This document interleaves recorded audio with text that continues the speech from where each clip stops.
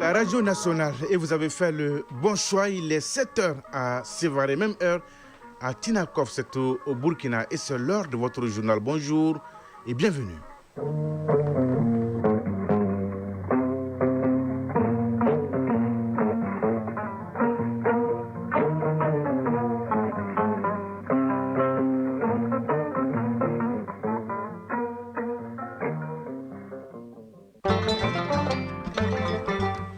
Mais l'actualité, première édition d'ici mardi 1er juillet 2025. Tout d'abord, la couleur du temps sur Bamako et environ 24 degrés ce matin. Attention, de gros orages attendus, de la pluie, c'est sûr, à 45%, humidité 77%, du vent 21 km à l'heure et la température maximale attendue est de 30 degrés. Le journal, Sidiki Dambélé. Mesdames et messieurs, à la une de cette édition, la voix du Mali qui résonne à Séville, en Espagne, à la 4e conférence mondiale sur le financement du développement. Le Premier ministre, le général Abdoulaye Maïga, a appelé à des réformes courageuses des institutions financières internationales et à plus de solidarité pour déconnecter le terrorisme de ses sponsors. Nous ferons le point avec nos envoyés spéciaux dès le début de ce journal. L'actualité dans les autres pays de l'AIS au Burkina, nous allons faire un zoom sur les pépiniéristes qui s'engagent à reverdir l'environnement. Au Niger, on parlera de l'incinération des produits prohibés, dont la drogue qui fait des ravages en milieu jeune. Reportage avec nos confrères de Radio Burkina et de La Voix du Sahel à suivre. L'actualité internationale avec Batraouré en direct avec moi dans ces studios. Bonjour Batraouré. Bonjour Cédric Damélé. De quoi va-t-on parler dans votre tour d'horizon de ce mardi? Au moins 7 morts et de nombreux blessés dans des manifestations, cela se passe au Togo. RDC Rwanda, un chronogramme de 4 mois pour l'accord de paix est en préparation. Au Maroc, des records mensuels de température parfois supérieurs à 20 degrés Celsius sont enregistrés dans plusieurs villes. Corruption en Espagne, un proche du Premier ministre est en détention provisoire. Voilà les nouvelles que nous allons développer ce matin lors de notre tour d'horizon de l'actualité internationale. Sidiki Dameli. Développement à suivre donc. La chronique initiative citoyenne est au menu. Ousmane Daou nous amène à la découverte de l'Association africaine de la santé et de l'éducation sociale. Son slogan: transformer des vies et des communautés. Enfin, vous aurez la page des sports avec l'athlète des jours et des nuits. Saragatou Sissé, bonjour. Bonjour, c'est Dikidam. Est-ce que tout va bien, Saragatou? Oui, ça va, alhamdoulilah. La une de votre page. Mali, Argentine, troisième et dernière sortie ce matin à la Coupe du Monde moins de 19 ans garçons de basketball. Les aigles-dames du Mali de football sont en préparation au Maroc avant la CAN. Coupe du Monde des clubs de la FIFA, Real Madrid et Juventus Turin affiche relevée ce soir pour un ticket en quart de finale. Enfin, l'insolite du jour mettra fin à cette page d'espoir. Et voilà pour le sommaire. Vous êtes prêts? Eh bien, nous aussi. Une fois de plus, bonjour et bienvenue. Direction Séville en Espagne où se tient la 4e conférence internationale sur le financement du développement depuis hier. Le Premier ministre, le général de division Abdoulaye Maïga représente le président de la transition à ce rendez-vous qui s'étend jusqu'au 3 juillet prochain. À l'ouverture de la rencontre hier, le chef du gouvernement a plaidé pour des réformes des institutions financières internationales. Il a appelé notamment la communauté internationale à plus de solidarité pour déconnecter le terrorisme de ses sponsors. Les récits de nos envoyés spéciaux à Séville, Mamari Kone et Aliou Touré. Après Monterrey en 2002, Doha en 2008 et Addis Abeba en 2015, c'est Séville qui accueille cette année la 4e conférence internationale sur le financement du développement. 5 ans avant l'échéance de 2030 pour le développement durable, la 4e conférence constitue une opportunité importante pour procéder aux ajustements nécessaires en vue d'accéder aux objectifs pour un développement durable. Et c'est le roi d'Espagne qui ouvre la série d'interventions à la cérémonie d'ouverture de la conférence. Pour lui, le rendez-vous de Séville doit donner un coup de fouet à l'effort collectif et poser un nouveau jalon dans le développement. Quant au président du gouvernement espagnol, Pedro Sánchez, il a rappelé le rôle historique joué par la ville de Séville dans la diplomatie. Cette 4e conférence est pour lui l'occasion de rectifier les tirs en vue de favoriser un développement équilibré à travers 3 objectifs, à savoir la transformation de la parole en actes, affronter les défis en ne laissant personne de côté et enfin maintenir la confiance pour un multilatéralisme inclusif. Bref, éclairer l'avenir du monde avec la lumière de la ville de Séville. Général de division Abdoulaye Maïga, Premier ministre, ministre de l'administration territoriale et de la décentralisation. sous le leadership des pères fondateurs de l'AES, soucieux de promouvoir un développement endogène et souverain, plusieurs actions ont été entreprises, notamment la création d'une banque confédérale d'investissement et de développement avec une dotation initiale de 500 milliards de francs CFA, soit environ 1 milliard de dollars. En vue de parvenir à un financement efficace, la Confédération AES, d'une part, préconise des investissements qui tiennent compte des priorités nationales et dans le respect de la souveraineté des États. D'autre part, est favorable à une coopération internationale, notamment sud-sud, dans les domaines de la technologie, de l'innovation, de la science, de la transformation agricole, de l'industrialisation, de la transition énergétique, etc. Enfin, la Confédération des États du Sahel plaide également pour des réformes plus hardies des institutions financières internationales et appelle la communauté internationale à faire preuve de plus de solidarité pour déconnecter le terrorisme de ses sponsors. Après avoir noté les progrès réalisés, le secrétaire général de l'ONU reconnaît tout de même que le développement et son moteur sont en panne. Pour lui, il faut 4 000 milliards de dollars par an pour booster le développement. Antonio Guterres, secrétaire général des Nations Unies. Il s'agit de rétablir la justice et de permettre à chacun de vivre dans la dignité. Cette conférence n'est pas une affaire d'argent. Il s'agit d'investir dans l'avenir que nous voulons construire ensemble. Le président de l'Assemblée générale des Nations Unies, Philomène Yang, estime qu'il ne faut pas revoir à la baisse les ambitions. Selon lui, la réforme de l'architecture de la finance internationale offre des options même si le déficit de financement est immense. D'autres partenaires comme la Banque mondiale, le FMI et l'OMC ont exprimé leur soutien à la conférence. Retour ici à Bamako, les membres du Conseil national de transition étaient réunis hier pour une séance plénière dans le cadre de la session d'avril 2025. À l'ordre du jour, 3 projets de loi. Les 2 premiers ont été adoptés, à savoir le projet de loi portant création de l'Office national des anciens combattants militaires, retraités et victimes de guerre du Mali et les projets de loi portant statut des commissaires de justice. Quant au 3e projet de loi portant sur l'Institut national de santé publique, il a été rejeté. On fait le point de cette séance avec Aloussène Touré. Le projet de loi portant création de l'Office national des anciens combattants militaires, retraités et victimes de guerre du Mali a été initié par le ministère de la Défense et des anciens combattants. Après discussion, les membres du CNT l'ont finalement adopté par 119 voix, 0 contre, 0 abstention. Fousseinou Ouattara, vice-président de la commission défense du CNT. Après la militarisation de la police et de la protection civile, il en va de soi qu'il fallait une harmonisation pour que ceci aussi puisse être pris en compte par l'Office national des anciens combattants.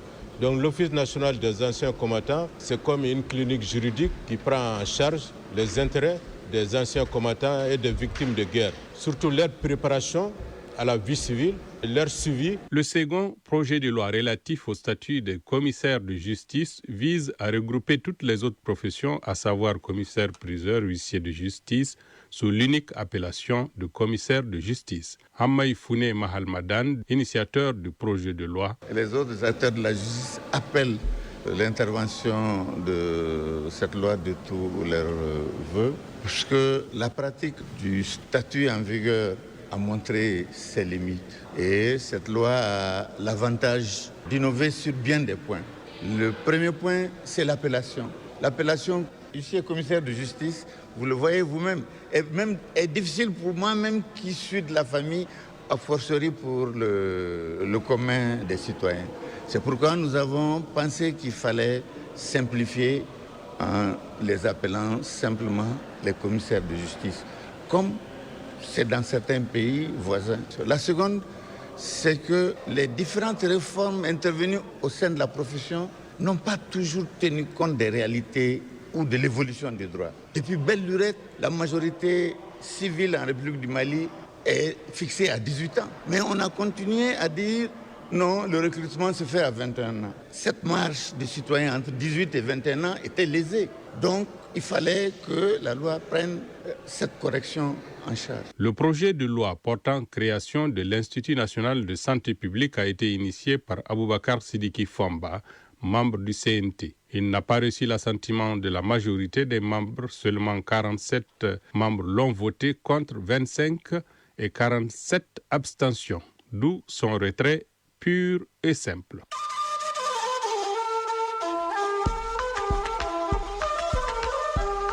AES, actualité.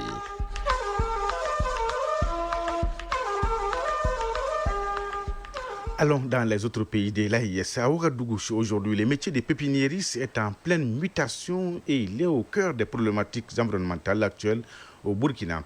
Les activités de ces acteurs contribuent à reverdir l'environnement à travers notamment la vente des jeunes plantes.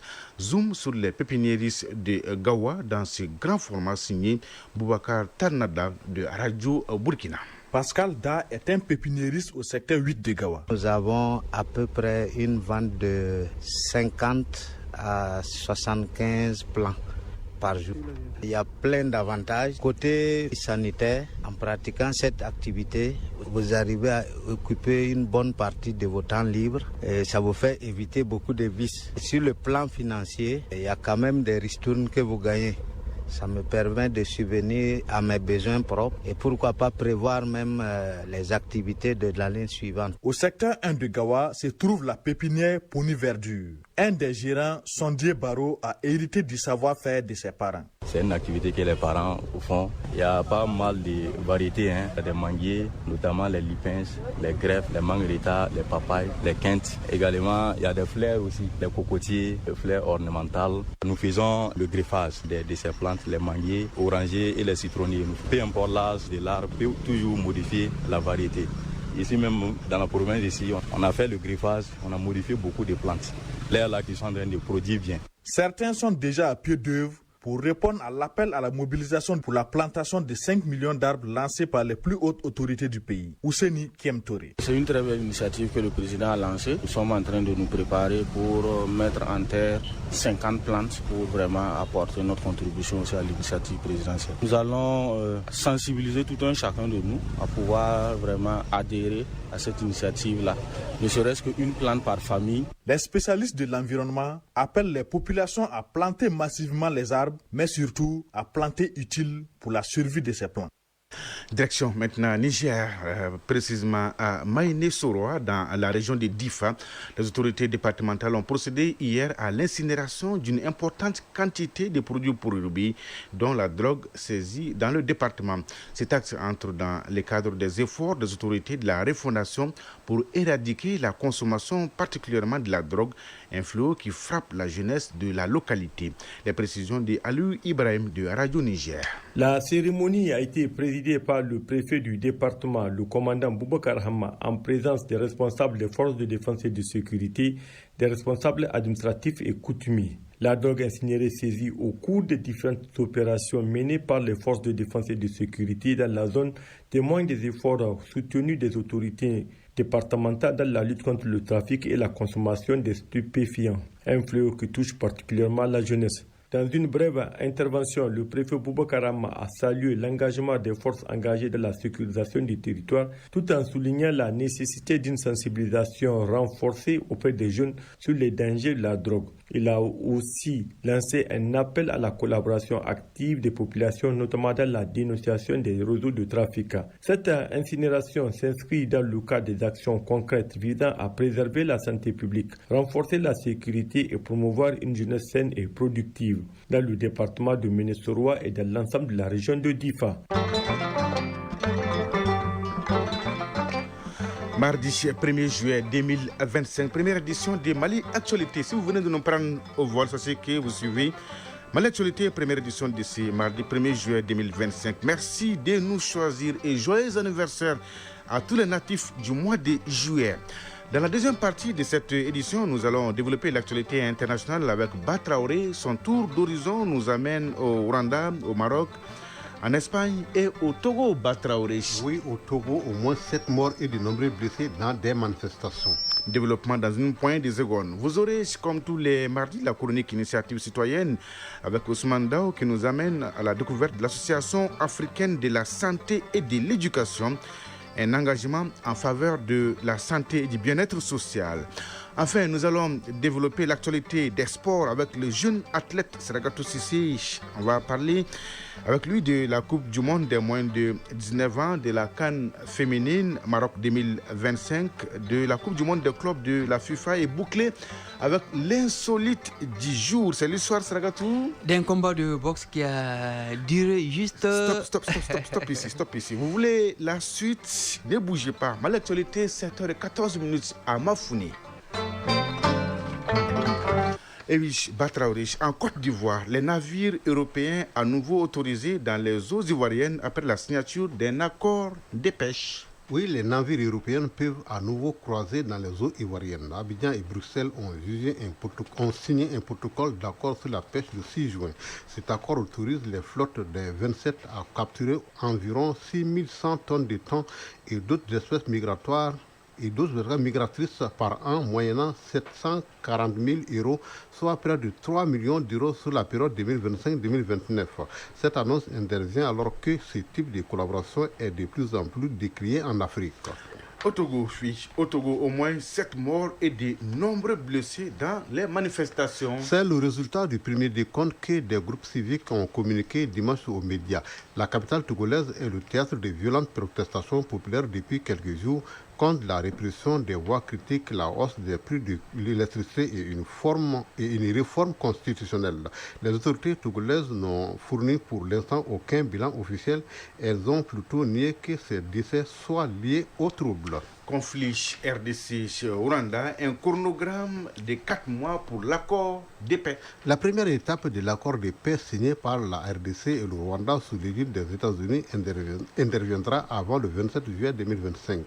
Les deux pays doivent mettre en place un mécanisme conjoint de coordination pour commencer. L'accord sera appliqué en plusieurs étapes dans un chronogramme de 4 mois assisté par un comité de surveillance commun dont l'Union africaine, les États-Unis et le Qatar. La première réunion du mécanisme conjoint doit avoir lieu au plus tard le 11 août prochain.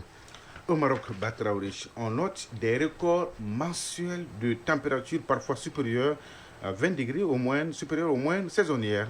Des records mensuels de température parfois supérieurs à 20 degrés Celsius en moyenne saisonnière, notamment sur l'Atlantique, ont été enregistrés ces derniers jours dans plusieurs villes du Maroc.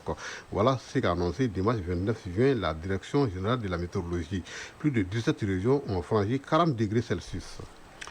Corruption en Espagne, un proche du Premier ministre en détention provisoire. L'ex numéro 3 du Parti socialiste espagnol PSOE et proche du Premier ministre Pedro Sánchez a été placé hier en détention provisoire. C'est dans le cadre d'une enquête pour corruption impliquant également un ancien bras droit du chef du gouvernement. Merci Batraoré pour toutes ces informations. On est bien servi. Bonjour Seragatou Sissi. Bonjour Sidiki Dambélé. Donnez-nous l'heure, la bonne et la vraie heure. Il est 7h17 à Tombouctou. On se retrouve juste après les jingles.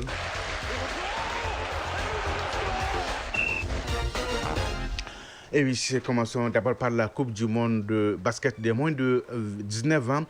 Ces jours de match, Seragatou, le Mali défie l'Argentine. Coup d'envoi 9h45 temps universel. Après une victoire et une défaite, le Mali va à l'assaut de l'Argentine. Les garçons du sélectionneur Moussa Cissé doivent rehausser leur niveau de jeu. L'autre match du groupe A mettra aux prises à la même heure la Serbie et la Nouvelle-Zélande. Cette Coupe du Monde des moins de 19 ans garçons de basket se déroule à Lausanne, en Suisse. Mali face à l'Argentine, c'est bien jouable, non, Seragatou? Tout à fait. Alors, CAN féminine Maroc 2025, les aigles du Mali sont en rodage au royaume chérifien depuis maintenant une semaine. L'acclimatation se passe bien. Un match amical a d'ailleurs opposé hier le Mali à la Zambie. Les deux sélections nationales s'étaient neutralisées un but partout. Le staff technique a dû tirer des enseignements avant la phase finale. Le Mali est dans le groupe C avec l'Afrique du Sud, tenante du titre et 14 participations. Le Ghana, 13 participations et la Tanzanie, 2 participations. Alors, le Mali est à 8 participations. Notez le programme des aigles. Lundi 7 juillet, Mali-Tanzanie. Vendredi 11 juillet, Ghana-Mali. Et lundi 14 juillet, Afrique du Sud, Mali. C'est bien noté, Seragatou. Oui, avec votre permission, cette nouvelle de cyclisme. Alors, si vous aimez le Tour de France, sachez qu'il se lancera le samedi 5 juin en 2024. Le maillot jaune était porté par le Slovène Tadej Pogacar. D'accord, bien noté. Parlons maintenant de la Coupe du Monde des clubs de la FIFA, c'est le 8e de finale. Les supporters auront droit à un duel 100% européen. À 19h temps universel, le Real Madrid se mesurera à la Juventus Turin. Et à 1h du matin, ce mercredi, Dortmund-Monterrey FC. Hier, les Brésiliens de Fluminense se sont qualifiés pour les quarts de finale aux dépens des Italiens de l'Inter Milan. Autre qualification, celle des Saoudiens d'Al Hilal, 4 buts à 2 après prolongation face à Manchester City. 3 des quarts de finale sont connus. Fluminense, Al Hilal, Palmeiras, Chelsea et Paris Saint-Germain, Bayern Munich. Des matchs à 1h du matin, c'est le tout. Il faut être vraiment un mordu du foot. Il faut être aussi un noctambule. Noctambule. Qu'est-ce qui nous reste? L'insolite. L'insolite du jour. Nous sommes... Voilà. C'est un combat de boxe, Sragatou. Un combat de boxe amateur à l'intérieur du pays. Quoi? Oui, le combat s'est arrêté au bout de 5 secondes. Oui, vous avez bien entendu, 5 secondes. Tac, tac, tac, tac, tac. Et fini le combat. Personne n'a compris, Sragatou. Oui, personne n'a compris cet arrêt brusque. Vous étiez là, vous avez tout suivi. Racontez-nous tout. Qu'est-ce qui s'est-il passé? Alors, le combat avait opposé un boxeur aux initiales AT, oui, AT et son adversaire MD. AT face à MD. Oui. Alors, le premier cité AT est robuste. Ouais, l'autre, très robuste. Oui, l'autre présente un léger gabarit. Ah bon? Les squelettiques. Les deux boxeurs sont invités sur le ring. AT esquisse des pas à droite et puis à gauche. Ouais. Voilà. Quant à MD, il tremble selon nos sources. Alors, les yeux sont rivés sur l'arbitre pour le premier round. MD, en un clin d'œil, saute du ring et prend la fuite. Quoi? Ah oui. Il ne peut pas se mettre en face de AT. Certains spectateurs sont allés à ces trous sans succès. MD n'est pas un boxeur, même amateur. C'est un berger habitué à conduire les animaux. Il a été invité par un de ses amis à combattre histoire de gagner de l'argent. Il n'y a pas match. Ah non, pas du tout. Initiative citoyenne. Le développement par nous-mêmes. L'Association africaine de la santé et de l'éducation sociale, créée au Canada par des jeunes Maliens, est une organisation qui s'emploie à transformer des vies et des communautés dans tout le Mali. Un engagement indéfectible en faveur de la santé et du bien-être social pour que chaque citoyen puisse avoir accès aux services essentiels pour s'épanouir. Découvrons ensemble cette association dans la chronique Initiative citoyenne. C'est avec Ousmane Dao. Partis au Canada à la recherche d'un mieux-être pour jouer leur partition dans le développement du pays, ces jeunes Maliens ont décidé de créer l'Association africaine de la santé et de l'éducation sociale. Depuis un moment, elle a implanté son bureau à Magnambougou Projet en commune 6 du district de Bamako. Une façon d'être au plus près des Maliens dans ses interventions dans plusieurs domaines. Abdrahman Sidibé est le président de l'association. Dans le domaine de la santé, l'éducation, la nutrition et l'assainissement, et partout en Afrique. Nous, notre créneau là, c'est vraiment l'Afrique. Plus précisément, l'Afrique de l'Ouest, en tenant compte des pays de l'AES. Parce qu'on sait que les pays de l'AES traversent une période un peu difficile.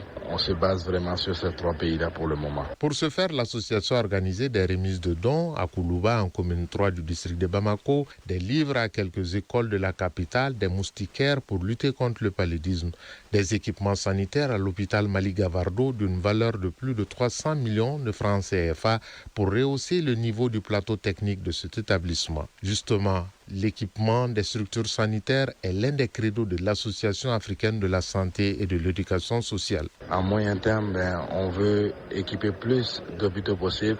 On a commencé avec l'hôpital Gavardo. On ne veut pas s'arrêter là. Notre ambition, c'est que toutes les structures sanitaires au Mali soient bien équipées. Donc quand je dis bien équipées, les structures sanitaires, on veut qu'il y ait des équipements de pointe, des équipements que les plateaux sanitaires ont besoin aussi. On ne veut plus que la population malienne se déplace à l'extérieur pour aller se soigner. Donc les familles à moindre revenu, on veut qu'ils se soignent dans nos hôpitaux sans se déplacer à l'extérieur. Se consacrer à la promotion de la santé et du bien-être social au Mali avec l'engagement pour l'amélioration des conditions de vie des Maliens, notamment les communautés vulnérables, est le but principal de l'association. Tout le monde peut apporter sa pierre dans ce pays-là pour qu'on puisse développer au niveau des volets santé, éducation, nutrition et l'assainissement. On n'a pas choisi d'être malien, on est né malien et on doit tout à ces pays-là. La moindre des choses, c'est que on amène aussi notre part, notre contribution. Et notre volonté le plus chère, c'est que au niveau gouvernement aussi, plus tard qu'on puisse travailler beaucoup avec le gouvernement malien pour rehausser tous les plateaux sanitaires. Et la diaspora, je les encourage fortement à continuer vraiment à participer au changement de ce pays-là et à apporter leur pierre à la construction du nouveau Mali. En définitive, l'Association africaine de la santé et de l'éducation sociale compte sur tous les Maliens pour transformer des vies et des communautés au Mali où chaque individu a accès aux soins essentiels et à la possibilité de s'épanouir dans un Mali juste et équitable. Merci Ousmane Dao. 7h25 à Ganadougou Niena et à Niafenke. C'est donc tout pour ce journal. Grand merci à Batraouri et à Idrissa Damele qui m'ont aidé à la réalisation, aux opérations techniques à Loukoulouali. La mise en ligne est assurée par Badji Touré, à la coordination Broma Traoré, présentation Sidiki Damele. Merci de votre fidélité et de tous vos soutiens, c'est réconfortant. L'info continue sur votre chaîne. Tout de suite, la page météo suivie des avis et communiqués avec Fousseni Diarra. Et à 13h, vous avez rendez-vous avec Smaïla Berté pour la deuxième édition du journal. La pensée du jour, c'est un proverbe arabe. L'arbre du silence porte les fruits de la paix. Oui, l'arbre du silence porte les fruits de la paix. Mesdames et messieurs, prenez soin de vous et des autres. Excellente journée de mardi à toutes et à tous. Au revoir.